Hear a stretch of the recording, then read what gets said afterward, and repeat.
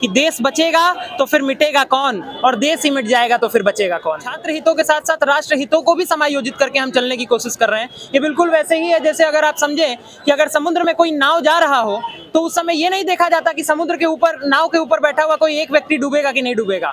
राष्ट्र नाव की तरह है और नाव के ऊपर सवार लोगों की तरह है छात्र। अगर राष्ट्र हित नहीं होगा तो छात्र हित हम कैसे सुरक्षित कर पाएंगे। विश्वविद्यालय का चुनाव जो है वो कितना मायने रखता है? बहुत ज्यादा मायने रखता है, क्योंकि जैसा कि राजनीति में कहा जाता है कि देश की राजनीति उस दिशा में जाती है जिधर उत्तर प्रदेश जाता है, लेकिन देश की राजनीति की दिशा शुरू होती है तो वो पटना से ही शुरू होती है। तो पटना यूनिवर्सिटी जिस देश की जिस दिशा का निर्धारण करेगा, विकसित भारत के संकल्प के साथ हम उसी दिशा में बढ़ने वाले हैं। और यही कारण है कि पूरे माहौल को देखते हुए आज हम भी यहाँ पे आए थे लोगों के समर्थन में।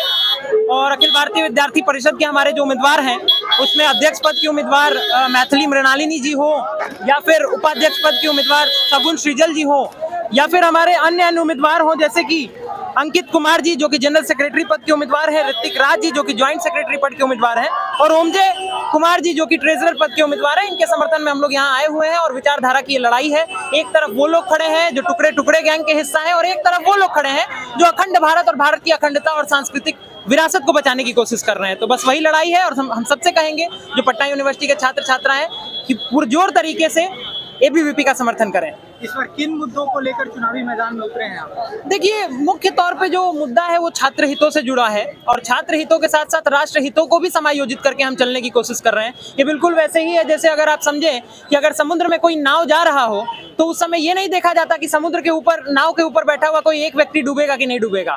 राष्ट्र नाव की तरह है और नाव के ऊपर सवार लोगों की तरह है छात्र। अगर राष्ट्र हित नहीं होगा तो छात्र हित हम कैसे सुरक्षित कर पाएंगे। और यही कारण है कि एबीवीपी और अपनी विचारधारा के साथ हम यहाँ पे समर्थन के लिए खड़े हैं। छात्रों को क्या मैसेज देना चाहेंगे? यही मैसेज देना चाहेंगे कि देश बचेगा तो फिर मिटेगा कौन, और देश ही मिट जाएगा तो फिर बचेगा कौन।